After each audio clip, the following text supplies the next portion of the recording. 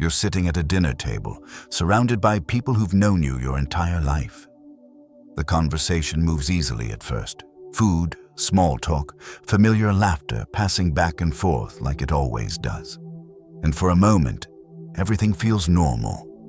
Then someone turns to you and asks, almost casually, "So, what are you doing these days?" You pause, not because you don't have an answer, but because you already know what comes next.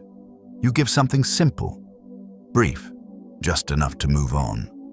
But it doesn't. Another voice leans in, a little more curious this time. "No, but what do you actually do?" A few smiles, a few glances, and then someone says it, half joking but not really. "Why don't you just get a stable job?"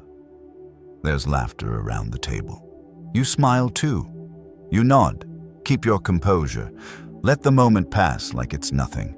But internally, something shifts. Not because they're right, but because of how easily it gets into your head. Because deep down, it's never just about the question. It's about what it represents, the doubt, the judgment, the quiet suggestion that maybe you're not where you should be. And the strange part is, you could explain everything. You could walk them through your decisions, your progress, the path you've chosen. But you don't. Not because you can't, but because you don't want to. So you sit there, listening to a version of yourself that no longer exists, and saying nothing as it gets repeated right in front of you. And that silence begins to feel heavier than anything they said. Because it's not their words that stay with you. It's what happens after. The thoughts, the tension, the subtle pressure to prove something, even when you tell yourself you don't care. And this is where most people lose control. Not in the obvious moments, but in quiet ones like this. The Stoics understood something most people miss. You don't suffer because of what others say. You suffer because of how deeply it moves you. And once you see that clearly, everything begins to change. 1. You're not hurt by people. You're hurt by your need to control them. Here's what actually happened in that moment, something most people never slowed down enough to see clearly. It wasn't really about what they said at the table or how casually it was delivered. It was about the expectation you carried into that moment, the quiet assumption that they would understand you, respect your path, or at least try to see things from your perspective. And when that didn't happen, something shifted. Not externally. Nothing dramatic changed in the room, but internally, your state moved, and that shift is where everything begins. This is the part most people miss. You think you're reacting to them, but you're not. You're reacting to the difference between what happened and what you believed should have happened. The moment reality doesn't match your expectation, you feel it. A subtle tension at first, then it grows. Frustration, doubt, maybe even the urge to prove something you didn't feel the need to prove just moments ago. And without realizing it, you start trying to regain control. You replay the conversation in your mind, adjust your responses, imagine saying it differently, hoping that somehow it would have changed the outcome. But no version of that fixes the real issue. Because the issue was never the moment, it was your attachment to how that moment was supposed to go. Let's be honest for a second. You say you don't care what they think, but if it stays in your head, if it quietly affects your mood and focus, then part of you still does. And that's not weakness, it's just unexamined expectation. The Stoics made a distinction that most people overlook. Some things are within your control, and most things are not. Other people's opinions, their tone, their level of understanding, none of that belongs to you. But your reaction does. So the next time you feel that shift, pause and ask yourself one simple question. Is this actually mine to control? If the answer is no, then holding on to it isn't strength. It's resistance, and resistance is what keeps you stuck. The moment you release that need to control how others see you, something changes. You stop chasing clarity from them and start creating stability within yourself. 2. If you need approval, you've already lost your freedom. Pay attention to what happened after that moment. Not at the table, but later, when you were alone. Nothing else was said. No one followed up. But your mind kept going. You replayed the tone, the words, the way people looked at you.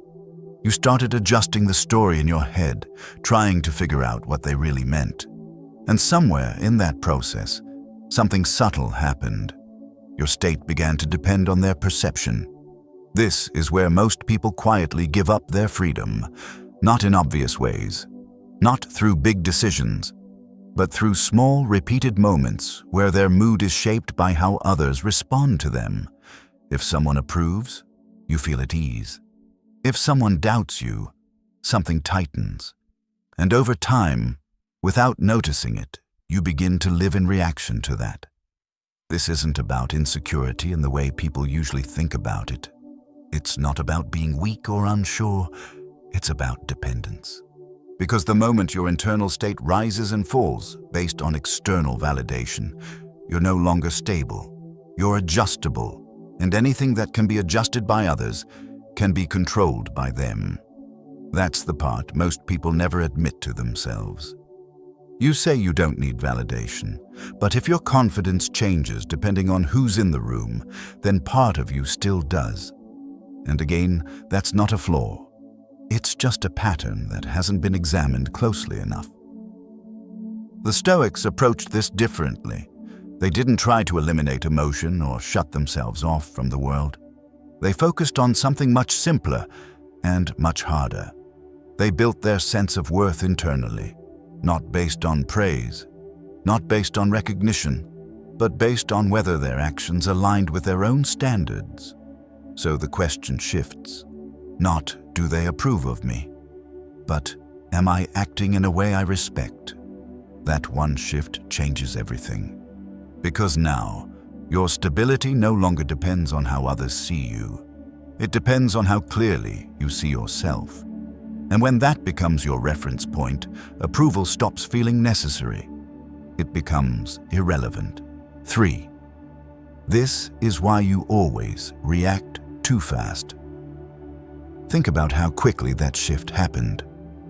One comment, one look, and your entire internal state changed before you even had time to think about it.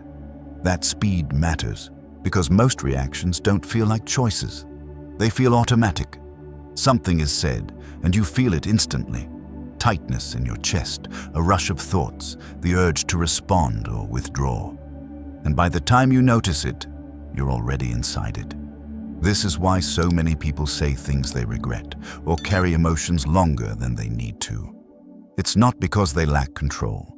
It's because they never created space between the trigger and the reaction. And without that space, there is no choice, just pattern. What you felt at that table wasn't new. It was familiar, a learned response that has been repeated enough times to feel natural, even inevitable. But it isn't. And this is where the real work begins. The Stoics didn't try to eliminate reactions. They understood something more practical. Between what happens and how you respond, there is a moment. Small, almost invisible. But it's there. And in that moment, you have a choice. Not to suppress what you feel, but to observe it before it takes over.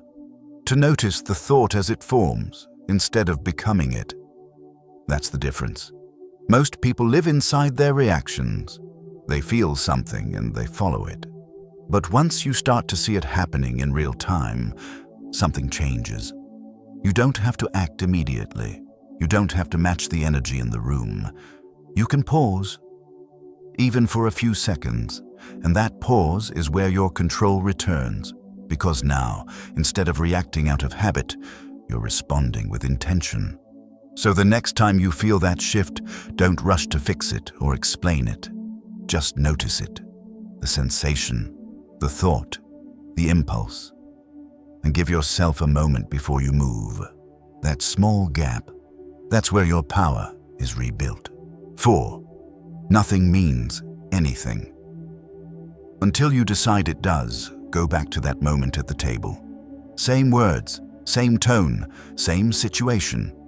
Now imagine someone else sitting in your place. They hear the exact same comment, and it doesn't affect them at all. They shrug it off, maybe even laugh, and within seconds, it's gone. So what changed? Not the situation, not the people, not the words, only the meaning. This is one of the hardest truths to accept because it shifts responsibility away from the world and places it directly in your hands. Events on their own are neutral. They don't carry weight until you interpret them. The moment you assign meaning, they don't respect me, I'm being judged, I'm not enough. Your body responds as if that interpretation is fact. And from there, everything follows. Thoughts turn into emotions. Emotions shape behavior. Behavior reinforces the belief. And just like that, a small moment becomes something much bigger than it ever needed to be. But here's where it changes. If meaning is assigned, then it can also be reassigned. This doesn't mean forcing yourself to think positively or pretending something doesn't matter. It means stepping back and asking a different question. Is this the only way to see this? Because most of the time it isn't. That comment at the table. Maybe it wasn't disrespect. Maybe it was curiosity, expressed poorly. Maybe it was habit. Maybe it had nothing to do with you at all. And the moment you loosen your grip on one fixed interpretation, your reaction softens. Not because the situation improved, but because your perspective did. The Stoics trained themselves to see this clearly. They didn't chase better circumstances. They worked on better interpretations. Because once you understand that meaning is not given, but created, you stop being controlled by every situation you encounter. You start choosing how much power it has. And most of the time, you'll realize it had far less than you first believed. 5. You keep getting frustrated because you expect life to be easy. Look closely at what really caught you off guard in that moment. It wasn't just the comment. It was the fact that it happened at all. Some part of you expected the conversation to go smoothly, to stay comfortable, to follow a familiar script where nothing felt tense or uncertain. And when it didn't, the reaction came almost immediately. That's where frustration begins. Not in difficulty itself, but in the belief that things should have been easier than they were. You don't say it out loud. Most people don't. But it shows up in subtle ways. In the irritation when plans change, in the tension when someone speaks out of line, in the quiet resistance when life doesn't move the way you expected. The problem isn't that challenges exist. It's that you didn't expect them in that moment, and when reality breaks that expectation, it feels personal. Like something went wrong, like something shouldn't have happened. But from a Stoic perspective, nothing unusual occurred. People misunderstand. Conversations get uncomfortable. Moments become awkward. That's not an exception. That's the baseline. And the more you treat these things as disruptions, the more they will continue to affect you. Because every unexpected difficulty becomes a source of tension. But what if you reversed that? What if, instead of expecting things to go well, you expected friction? Not in a negative way, but in a realistic one. You walk into situations already aware that people may not understand you, that conversations may not go your way, that not everything will feel smooth. And because of that, nothing catches you off guard. There's no shock, no internal resistance, just awareness. And from that awareness comes stability. This is what the Stoics practiced. They prepared their minds, not for ideal conditions, but for real ones. So when something difficult happened, it didn't feel like a problem. It felt like part of the process. And when you start seeing life that way, frustration loses its grip. Because nothing is happening that wasn't already part of the deal. 6. Your mind is not weak. It's just unprotected. Look at what happened after the dinner ended. You left the table. The conversation moved on. Everyone went back to their own lives. But you didn't. You carried it with you, not physically, but mentally. You replayed the tone, the words, the expressions. You filled in gaps, added meaning, extended the moment far beyond what actually happened. And without realizing it, you let that single interaction take up space in your mind long after it was over. This is where most people misunderstand themselves. They think their mind is weak because they can't let things go. But weakness isn't the issue. Exposure is. Because your mind, by default, absorbs what you allow it to focus on. Every thought you revisit, every interpretation you repeat, every scenario you imagine, it all compounds. And the more you engage with it, the more real it feels. Until eventually, it doesn't even feel like a choice anymore.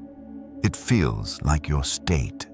This is how something small becomes overwhelming, not because it was powerful, but because it was unfiltered. The Stoics understood this clearly. They didn't try to control every thought. They controlled what they gave attention to, because attention is not passive, it's selective. And whatever you consistently give attention to, you strengthen. So when you replay that moment over and over, you're not analyzing it, you're reinforcing it. You're giving it more weight than it ever had to begin with. That's why it lingers, not because it matters, but because you keep feeding it. This is where protection comes in. Not by shutting the world out, but by becoming more deliberate about what you let in. You notice when a thought starts to loop. You recognize when something no longer serves you. And instead of following it, you redirect, gently but consistently. Because the goal isn't to force your mind into silence. It's to stop giving power to things that don't deserve it. And when you do that, something changes. Your mind doesn't feel heavy anymore. It feels clear. Not because life became easier, but because you stopped letting everything inside. 7. You're suffering. Because you think things will last forever. Look at how tightly you held on to that moment. Not physically, but mentally. You kept returning to it, replaying it, holding it in place as if it was still happening. And the longer it stayed in your mind, the more real it felt. This is where suffering quietly builds. Not because the moment was powerful, but because you treated it like it would last. You assumed it meant something permanent, that the way they saw you in that moment was the way they would always see you, that the impression they formed would define how things move forward. And because of that, you held on to it, trying to understand it, trying to correct it, trying to make sure it didn't stay that way. But here's the reality most people resist. Nothing about that moment was permanent. Not their opinion, not their attention, not even your own reaction. Everything moves. People forget. Perceptions shift. New moments replace old ones faster than you think. But your mind doesn't always follow that flow. It freezes things. It takes a single interaction and stretches it across time, turning something temporary into something that feels fixed. And the tighter you hold on to that version of events, the more pressure you create for yourself. Because now, you're not just dealing with what happened, you're carrying what you think it will become. The Stoics trained themselves to see this clearly. They reminded themselves, constantly, that everything is in motion. Nothing stays, nothing holds, not praise, not criticism, not even the identity you think others have assigned to you. And when you truly understand that, something shifts. You stop clinging. You stop trying to control how long something lasts. You let it pass.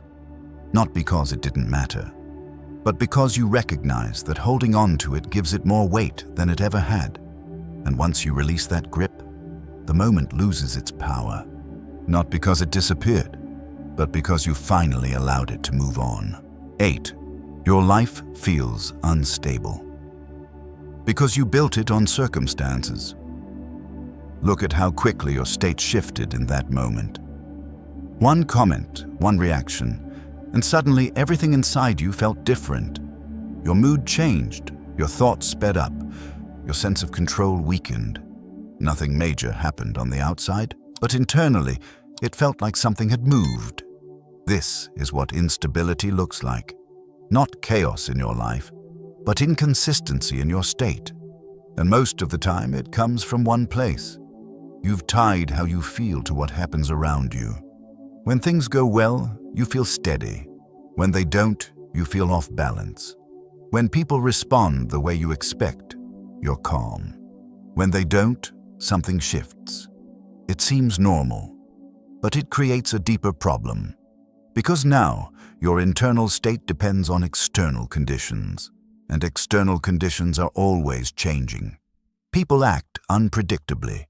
Situations don't follow your plans. Outcomes rarely stay consistent. So if your sense of stability is built on something that keeps moving, you will always feel unstable. That's not a flaw in you. It's a flaw in what you're relying on. The Stoics approached this differently. They didn't try to control circumstances to feel better. They focused on building something that didn't move. Character. Not as an abstract idea, but as a daily standard. How you respond. How you carry yourself, what you choose to value. These things don't depend on what others do. They depend on what you decide. And when your stability comes from that, something changes. You stop adjusting your state every time the environment shifts. You don't rise and fall with every opinion, every reaction, every unexpected moment. You stay grounded. Not because life is stable, but because you are. So the next time something small tries to pull you out of that state, notice it. Notice how quickly your mind wants to attach to what just happened. And then bring your focus back to something that doesn't change. Who you choose to be in that moment. Because that's the only place real stability comes from. And once you build on that, circumstances lose their ability to move you. 9. You avoid discomfort. And that's why you break so easily. Look at what you instinctively wanted to do in that moment. Not respond differently. Not stay fully present, but escape. You wanted the tension to disappear, the conversation to shift, the discomfort to end as quickly as possible.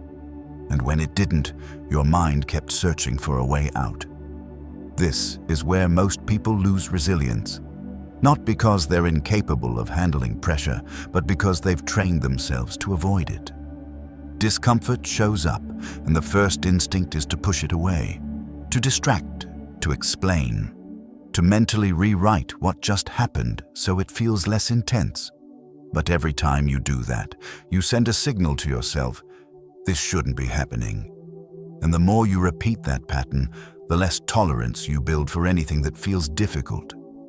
So when a moment like that dinner conversation happens, it doesn't just feel uncomfortable, it feels overwhelming. Not because it was overwhelming in itself, but because you haven't practiced staying with discomfort long enough to handle it. This is where the Stoics took a different approach. They didn't run from discomfort. They moved toward it, intentionally, in small ways. Not to suffer, but to train. Because discomfort, when faced directly, loses its intensity. It becomes familiar, manageable, even useful. Think about it. If you were used to moments like that, awkward conversations, misunderstood intentions, quiet judgment, would it have affected you the same way? Probably not. Because what you face regularly stops feeling threatening. It becomes part of the landscape, and your response becomes steadier. So the next time you feel that discomfort rising, don't rush to remove it. Don't distract yourself from it. Stay with it for a moment.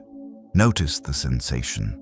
Notice the urge to escape, and don't act on it immediately, because that's where resilience is built. Not in avoiding difficult moments, but in learning how to remain steady within them. And once you can do that, far less has the power to shake you. 10. People don't disturb you. Your expectations. Do look back at what really stayed with you after that dinner. It wasn't just what they said, it was what you expected them to be. more understanding, more aware, more aligned with how you see the world. And when they didn't meet that expectation, something shifted. Not because they changed, but because your assumption about them didn't match reality. This is where most frustration begins. You expect people to act a certain way, to be thoughtful, consistent, respectful, and aware of how their words land.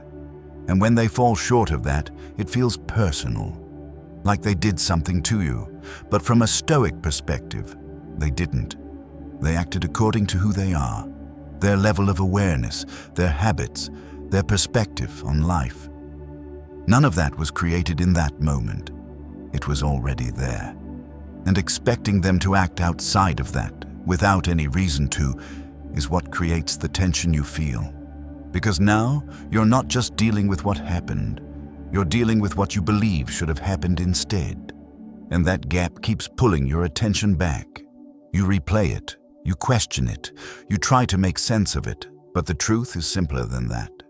People are consistent with themselves, not with your expectations. And once you see that clearly, something changes. You stop taking everything personally, not because you don't care, but because you understand where it's coming from. You stop expecting people to respond the way you would, and instead, you start observing them as they are. That doesn't mean you tolerate everything. It means you adjust your expectations, not your standards. You choose who you engage with. You decide how much access they have to your time and energy. But you no longer rely on them to behave in a way that keeps you stable, because your stability isn't built on them anymore. It's built on your understanding of reality. And once that becomes clear, far less has the ability to disturb you. You stop reacting. You start choosing. At some point, this stops being about other people. It stops being about what they said, how they said it, or what they think of you. And it becomes about something much more important: who you are when those moments happen. Because the truth is, Stoicism doesn't remove difficult situations from your life. People will still misunderstand you. They will still judge, question, and make assumptions. That part doesn't change. What changes is you. You no longer feel the need to correct every misunderstanding. You no longer chase validation or replay moments trying to fix them, not because you've become indifferent, but because you've become grounded. You understand what is yours to control and what isn't. You see how quickly your mind can be pulled by expectations, interpretations, and reactions. And instead of following that pattern, you pause. You choose. You let things pass that used to stay with you. You hold your state, even when the environment shifts. And slowly, something begins to change. Not outside, inside. You become more stable, more quiet, more in control, not by forcing anything, but by no longer giving power to what doesn't deserve it. And that's the shift. You stop living in reaction to the world and start living from a place of intention. Because in the end, strength isn't about controlling everything around you. It's about no longer needing to. The world stays the same, but you don't. The world isn't going to change for you. People will still ask questions that feel uncomfortable. They will still misunderstand you, judge you, and see only what they're able to see. Moments like that dinner will happen again. And when they do, the situation may look exactly the same on the outside. But this time, something will be different. You won't feel the same pull. You won't rush to explain, defend, or prove anything. Not because you've become distant, but because you've become clear. Clear about what is yours to carry and what isn't. Clear about where your energy goes and why. And that clarity creates something most people never experience. Space. Space between what happens and how you respond. Space between someone else's opinion and your internal state. And inside that space, there's freedom. The kind that doesn't depend on being understood. The kind that doesn't need approval to feel stable. Because once you stop reacting to everything around you, you realize something important. Very little actually has the power to disturb you. Not because life became easier, but because you stopped giving it that power. So the next time you find yourself in a moment like that, pause. Notice the shift. And remember, you don't need to control the room, the conversation, or what people think of you. You only need to control yourself. And when you do that consistently, quietly, without needing recognition, you become someone the world can't easily move.